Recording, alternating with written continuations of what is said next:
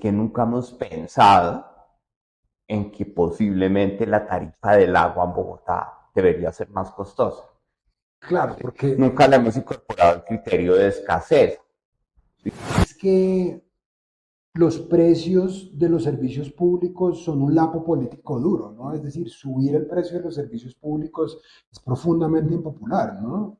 Es decir, sí, la gente dice, bueno, sí, todo el Claro. asunto, pero Pero pues para eso elegimos gobernantes, ¿no? Nosotros no elegimos gobernantes para que busquen afecto, sino para que tomen las decisiones complejas. claro, Y nos digan, es complejo, pero necesitamos hacerlo, o si no, nos vamos a quedar sin agua. Nadie hizo eso antes, nos quedamos sin agua. muy buenos días a todos y a todas las personas que nos siguen en Poder Ambiental. Estoy profundamente emocionado el día de hoy porque como ustedes pueden ver estamos aquí con el doctor Juan Daniel Oviedo. El doctor Oviedo es economista de la Universidad del Rosario de Colombia, es doctor en economía de la Universidad de Toulouse, espero no haberlo dicho mal, es concejal de Bogotá, fue director del Departamento Nacional de Estadística DANE de Colombia y fue profesor de la Universidad del Rosario de Colombia por más de 18 años y tiene unos clips sobre economía en su cuenta de Instagram buenísimos. Doctor, bienvenido a Poder Ambiental. Muchas gracias por este espacio. Pero no, muy contento de estar acompañándoles aquí en Poder Ambiental y muy interesado en la conversación que vamos a tener alrededor de los temas que habitualmente se manejan en este espacio. Muchas gracias. Doctor Oviedo, entonces para empezar, digamos ya en Bogotá llevamos casi un mes y medio con el racionamiento. Usted, ¿cuál es la lectura suya de la crisis del agua de Bogotá? Es decir, sus causas, sus impactos, ¿usted cómo ve eso un mes y medio después? Bueno, yo lo que creo es que este tema del racionamiento de agua tristemente no ha logrado generar ese escenario de reflexión de fondo frente a lo que está representando. ¿Sí? Y lo que está representando, sí o sí, pues es una falla. ¿Sí? Es, fallamos. ¿Sí? No puede ser posible que como ciudad y como región, en particular en los municipios de los alrededores de Bogotá, no hayamos sido capaces de prever que nuestro crecimiento y nuestros requerimientos de agua estaban creciendo a una velocidad mucho más rápida de lo que podíamos eficientemente hacer si tuviéramos una mayor conciencia de la sostenibilidad ambiental. ¿Sí? Entonces yo creo que es una falla y no creo que la medida del racionamiento sea la solución estructural. ¿Sí? Y es ahí donde está el problema en mi visión un poco crítica frente al manejo que se le está dando al racionamiento. En el sentido en que, vamos a decir, Bogotá puede estar facturando o prestando aproximadamente, no más en Bogotá, vamos a decir, en 2019 eran 285 millones, vamos a decir 300 millones de metros cúbicos de agua al mes. Sí, son 300 millones de metros cúbicos de agua al mes, eh, en los que Bogotá eh, ha sido mucho más en su política social, ha sido mucho más consistente en favorecer o en disminuir el gasto de vivienda de sus hogares. Y en la potestad legal que ha tenido la ciudad, ha tenido unos subsidios más fuertes frente al consumo en estrato 1 y el estrato 2, el subsidio que se genera por la Ley de Servicios Públicos Domiciliarios, que dice estrato 5, 6 y comercial pagan una contribución del 20% que se utiliza para subsidiar el consumo de servicios públicos domiciliarios, en este caso de agua potable en estratos 1 y 2. Entonces Bogotá siempre ha sido más generoso con ese consumo. Y además, Bogotá ha tenido un componente importante y es la innovación que precisamente trajo consigo el entonces alcalde, hoy presidente Gustavo Petro, del mínimo vital. ¿Sí? La asignación de 6 metros cúbicos por hogar al mes en estrato 1 y 2, que son considerados un derecho constitucional básico y por consiguiente son gratuitos. ¿Sí?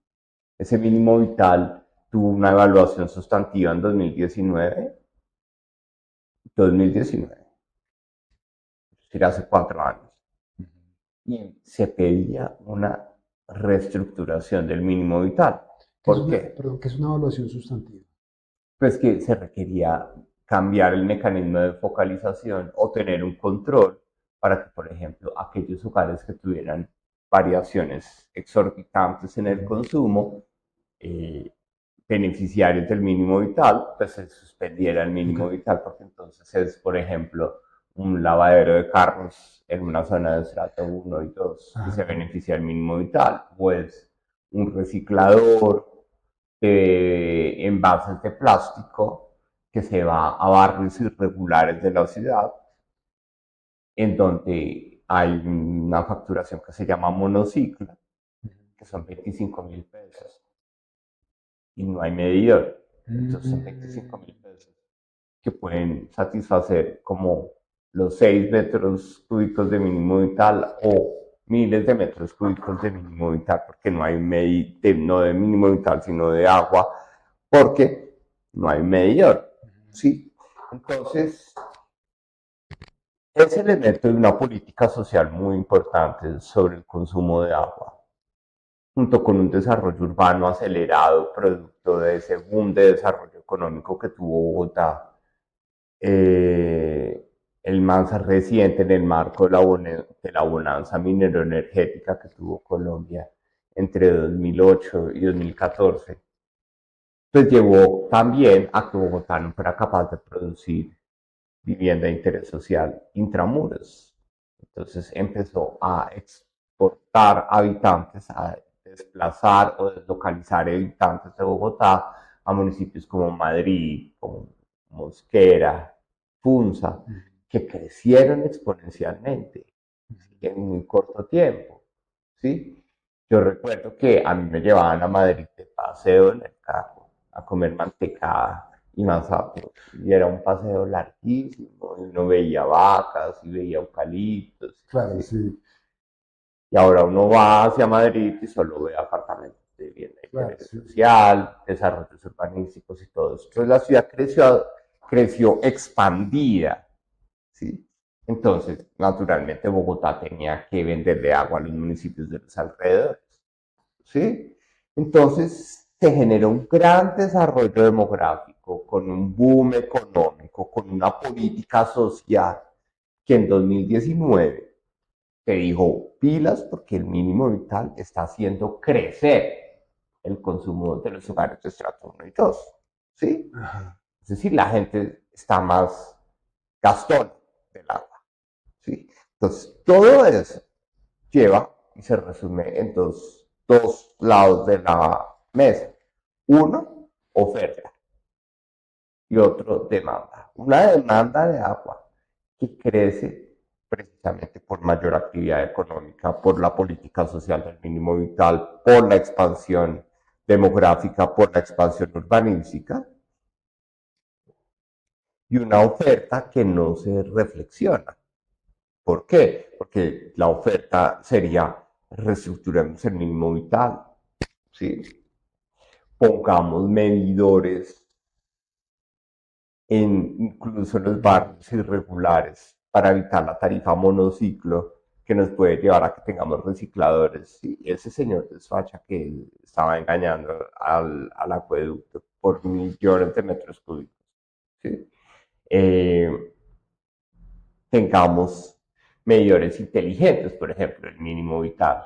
Entonces, ¿qué hay? Porque hoy en día, en un hogar de estrato 1 y 2, si el hogar no paga lo que consuma más allá del mínimo vital, no le pueden desconectar la tarifa, porque no hay forma de que se den los 6 metros cúbicos al mes y se corte el medidor. ¿Sí? Entonces, la ciudad desde la oferta en el servicio no ha actualizado su capacidad de medir y entender cómo funciona el servicio, por ejemplo. Por eso el racionamiento no está funcionando, porque en los hogares de estrato 1, 2 y 3 que viven en apartamentos, hay a veces esos apartamentos se han hecho de forma autoconstruida o se han hecho de forma tal que solo hay un medidor. ¿Sí? Entonces, ¿quién ahorra agua si viven 6 apartamentos en una sola zona con un solo medidor? ¿A quién le echa la culpa a uno de quién gastó más o quién gastó menos? ¿Sí? Entonces, hay una cantidad de medidas de la oferta que la ciudad nunca ajustó y tampoco le dimos paso a esa discusión sistémica de cómo vamos a tener más agua.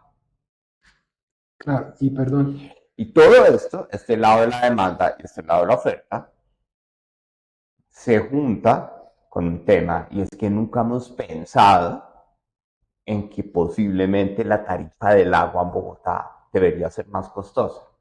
claro, ¿Sí? porque, Nunca le hemos incorporado el criterio de escasez. ¿Sí?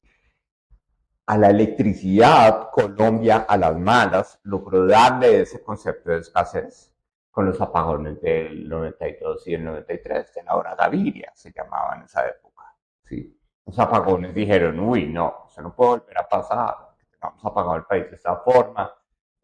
Todo lo que sucedió alrededor de eso llevó a que Colombia tuviera un tema energético y una regulación energética que llamaba a hablar de precio de escasez, de cargo de confiabilidad.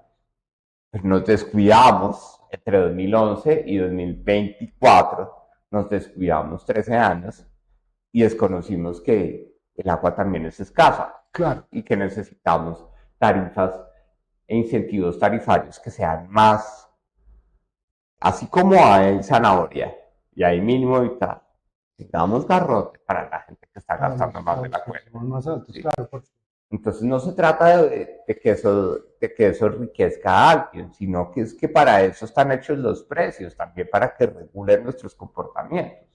¿Sí? Entonces, si verdaderamente la tarifa se dispara después de un volumen de metros cúbicos razonable, ¿sí? Pues entonces la gente dice, no, entonces me voy a quedar haciendo duchas de 3 minutos o de 5 minutos, ¿sí?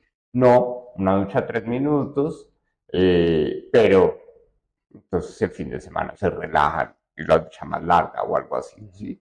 También, por ejemplo, la tarifa de agua podría hacernos decir, hacernos comportar de forma distinta cuando hay niño que cuando hay niña. Entonces, por ejemplo, las tarifas de agua en Bogotá podrían ser más costosas cuando tenemos el fenómeno del niño y menos costosas cuando tenemos el fenómeno de la niña. Y eso todo se puede hacer, a pesar de que el régimen regulatorio es nacional, depende de la CRA, ese tipo de herramientas se pueden hacer también, porque pues, el Estatuto de Ciudades Capitales, que se aprobó en 2021, permite que el alcalde pueda decir, presidente, Bogotá tiene una particularidad ecológica frente a su abastecimiento de agua, quiere tener un desarrollo sostenible, quiere cuidar los cerros orientales, va a descontaminar el río Bogotá.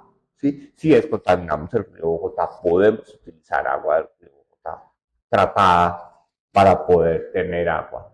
¿Sí? Entonces tenemos una cantidad de herramientas, pero necesitamos que la tarifa del servicio sea mucho más flexible frente a lo que necesitamos que suceda en la ciudad. Eso es lo que creo que pasa, pero si es una falla que no es solo del racionamiento o de salir, ay, vamos bien, solo porque está lloviendo. claro, que ese es el asunto de fijarse solo en la coyuntura. Entonces, resumiendo un poco lo que usted estaba diciendo, hay que enfocarse en la oferta, en la demanda. En la demanda usted piensa que es Hay importante. que hacer ajustes en ambos lados. Ok, No entonces, solo es decir que, ay, no, es que la pelea, como dice el presidente, no, es que es chingazados, que se pusieron a chingazados. Esa fue una discusión de ese momento. Las condiciones ecológicas y la estructura ecológica de la región ha evolucionado negativamente, tristemente, de forma tal que el cambio climático puede llevar a que un proyecto como Chingaza 2 no sea la realidad, sino que de pronto tengamos que acelerar la descontaminación del río el río Bogotá Bogotá. y cómo vamos aguas arriba del río Bogotá, donde no está tan contaminado, para que podamos traer agua para la ciudad. Y eso tiene implícito un nivel de coordinación interinstitucional importante, porque digamos ahí, si se aumenta la tasa del uso del agua, ahí Bogotá se tendría que hablar más con la Corporación Autónoma Regional para que Claro. mejore la calidad del Y, río y esa Bogotá. coordinación se puede dar con Dinamarca en el marco de la región metropolitana, pero lo que se necesitan son decisiones al respecto. Claro. No, Entonces, miren nomás la evaluación del mínimo vital desde 2019 está pidiendo ajusten y llevamos 5 años y no se ha hecho nada. lo que pasa es que los precios de los servicios públicos son un lapo político duro, ¿no? Es decir, subir el precio de los servicios públicos es profundamente impopular, ¿no? Es decir, sí, la gente dice, bueno, sí, todo el Claro. asunto, pero Pero pues para eso elegimos gobernantes, ¿no? Nosotros no elegimos gobernantes para que busquen afecto, sino para que tomen las decisiones complejas. claro, Y nos digan, es complejo, pero necesitamos hacerlo, o si no, nos vamos a quedar sin agua. Nadie hizo eso antes, nos quedamos sin agua. Doc, y entonces usted piensa, por ejemplo, que el papel del Consejo en este ejercicio es como, si le interpreto bien, como mover al Ejecutivo de aquí, de la alcaldía, a que tenga esas conversaciones difíciles. Claro, desde el control político, el Consejo ha estado muy presente, como en la discusión. Hubo una visita, entiendo, al embalse San Rafael, que no asistí, en donde la gerente del acueducto le explicó, yo tengo la presentación, yo conozco muy bien del tema, porque yo como profesor universitario fui evaluador del mínimo vital de Bogotá. Entonces, conozco un poco el tema, pero yo lo que sí creo es, tenemos que ser más audaces, ¿sí? Sí, pensar en que vamos a hacer otro chingaza de un día para otro no es. ¿Sí? Claro. Entonces, también hay que pensar en el tiempo. ¿Sí? Las tarifas son una herramienta flexible para regular comportamientos en el muy corto plazo. Ok. Doc, Entonces, este control político me parece interesante. El Consejo en el plan de desarrollo que se está aprobando y que ya pasó comisión primera ha dejado un mensaje claro sobre la prioridad de este asunto, pero también del ordenamiento territorial de Bogotá alrededor del el agua, agua. ¿sí? De cómo la descontaminación del río Bogotá nos hace pensar a Bogotá hacia el río, no de espaldas al río, ¿sí? Porque es algo que puede sonar muy simplista, pero nosotros crecimos de espaldas al río, ¿sí? Porque, el acto de tirar la basura y no Sí, mirar. ya, Entonces, es el lo que... río era tirar la basura y no mirar. Entonces, Bogotá se dijo, uy, eso huele feo. Entonces, nos vamos y nos desarrollamos de espaldas al río. Pero ya con el río descontaminado podemos desarrollarnos de cara al río y pensar verdaderamente la integración regional metropolitana con ese aprovechamiento sobre todo de carácter económico, ¿sí? Porque está el aeropuerto y atravesamos al río y hay una planicie tremenda donde podemos tener desarrollo económico, suelo para actividad económica industrial. Entonces, todo puede suceder, pero tenemos que lograr que haya primero un buen comportamiento que no lo estamos teniendo. ¿Sí? Somos gastones de agua estructurales, ¿sí? Y por consiguiente necesitamos que nos pongan a bailar otro ritmo y Ujú. eso requiere ajustar las tarifas. Doc, y entonces usted ahorita estaba hablando, digamos, la conversación esta del río Bogotá se da como resultado de la escasez y se moviliza la voluntad política alrededor de eso, pero vamos a suponer que llueve muchísimo y que tenemos un fenómeno de la niña que llena los embalses. ¿Qué tan fácil cree usted que sea aprobar, por ejemplo, proyectos tan ambiciosos como los del río Bogotá sin tener la urgencia encima? No, el tema del río Bogotá hay que tomarlo porque hay una decisión, ¿sí? Eh, para ponerlo simple, ¿sí? La Corte, la Justicia declaró al río Bogotá como una persona, lo declaró sujeto de derechos y la Corte y la Justicia dijeron el río Bogotá está bien, ¿sí? El presidente me hace el favor y lo limpia, ¿sí? Y la justicia está en eso y la Corte está encima de eso, el Consejo de todo el mundo, toda la justicia. ¿Sí? Entonces hay que hacerlo y eso va a suceder. Pero el tema es que no podemos hacerlo como a regañadientes, sino hay que hacerlo pensando en la solución estructural circular del agua. ¿Sí? Porque si estamos limpiando el río que fue pues, el basurero industrial y residencial de la ciudad, todo se echaba allá. Si lo estamos limpiando, pues eso implica que tenemos que también ajustar comportamientos dentro de nuestra convivencia con el agua, ser más racionales en sus usos, ser más sensibles a su precio, usar más tecnología para medirla, ¿sí? En vez de pensar en dónde vamos a sacar más agua. Doc, y hay una cosa que yo observo y es, pues usted fue director del DANE y usted tiene unos videos muy interesantes sobre economía, pero uno observa, por ejemplo, que los indicadores más importantes de la economía no tienen en cuenta elementos ambientales. Y Sí, pero eso es parte, no, es parte como de que hasta hace muy poquito nos dimos cuenta de que nuestra existencia estaba generando un peso al planeta. ujú, ¿Sí?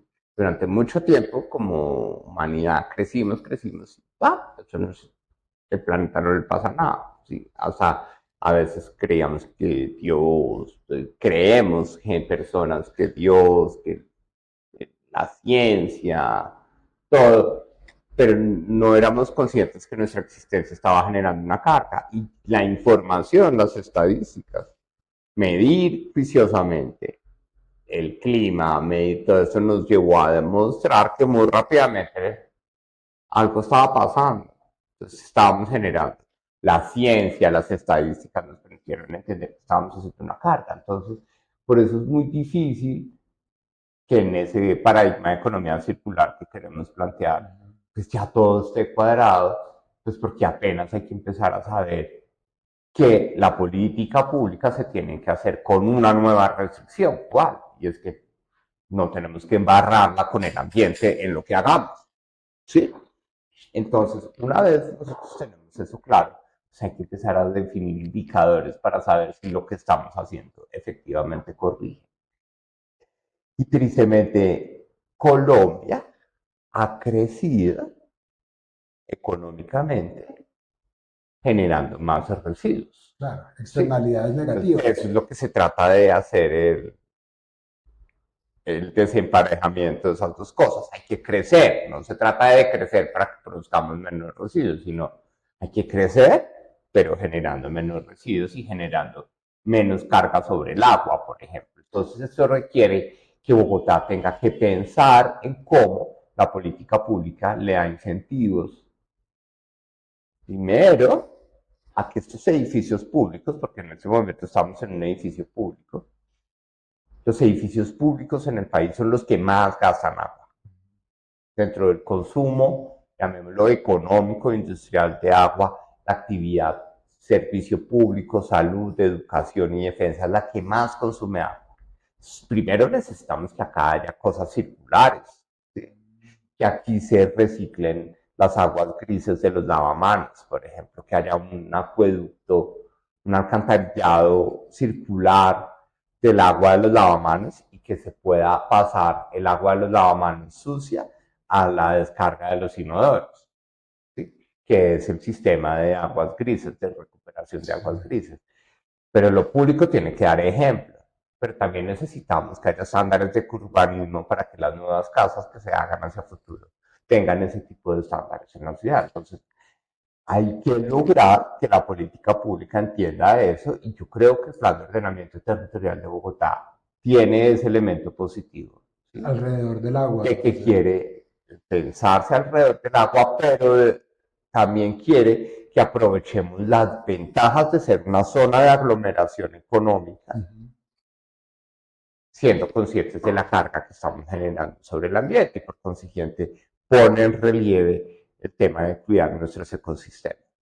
Súper, entonces un relacionamiento diferente. Doctor, la última pregunta específica que le quería decir es, por favor, ¿cuál es su mensaje para la ciudadanía de Bogotá frente al agua? Yo creo que el mensaje más importante es que aquí la embarramos, ¿sí? Pero no nos podemos quedar con el tema de buscar culpables, ¿sí? De los problemas uno no se enamora, ¿sí? Porque entonces se pone uno a buscar culpables y entonces se politiza la discusión. La embarramos, hay que corregirla, ¿sí? Corto plazo necesitamos ajuste de tarifas, sí o sí. Corto plazo necesitamos inversión en medidores, tecnología. Y mediano y largo plazo, pues, ¿cómo vamos a tener? ¿Cómo este error, a veces los errores, terminan ajuiciándolo a uno? ¿Sí? Así como el apagón del 92 nos ajuició en la regulación de energía eléctrica, que fue por la indisciplina de la administración Petro, que estuvimos en riesgo de racionamiento por el niño. ¿Sí? Pero, entonces, ¿por qué el racionamiento o lo que nos está pasando en el agua en Bogotá? Pues sí, la embarramos, vamos a corregir y nos ayuda a disciplinarnos a que el agua es escasa, ¿sí? Y que tenemos que cuidarla mejor. Súper. Doc, aquí en Poder Ambiental tenemos una tradición y es que a todos los entrevistados y entrevistadas les preguntamos para usted qué es poder y para usted qué es política. Mm. Para mí, poder es una herramienta, ¿sí? Que tiene que ser útil.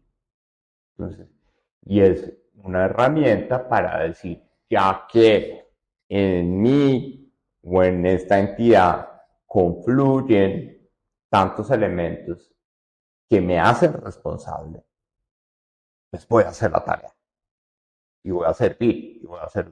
Entonces, poder es una herramienta para servir. Para servir. ¿Y la ¿Sí? política? Y política, yo creo que es como que yo soy primíparo, llevo año y 3, 4 meses en ese tema. Yo creo que la política es la capacidad de escuchar, de hablar claro y de resolver. Es decir, es como la capacidad de que es el mecanismo a través del cual pues, resolvemos esos problemas que tenemos como sociedad. Eso es lo que yo creo. Que es difícil, que estamos desilusionados de la política, que la gente está cansada, que no se siente identificada, sí, pero es como la disciplina, es como cuando uno está con mal estado físico. ¿Sí? Uno se puede quedar quejándose del mal estado físico y empiezas de para atrás, ¿sí? A deteriorar su estado físico. Mal estado físico, ejercicio. Punto. Entonces la política es la rutina de ejercicio. No podemos, tenemos que tratar de convertirla en una rutina de cómo logramos ser capaces de resolver nuestros problemas. Súper. Perfecto, doctor Oviedo, muchísimas gracias y muchísimas gracias a todos por habernos visto durante esta entrevista del día. Muchas gracias. Muchas gracias.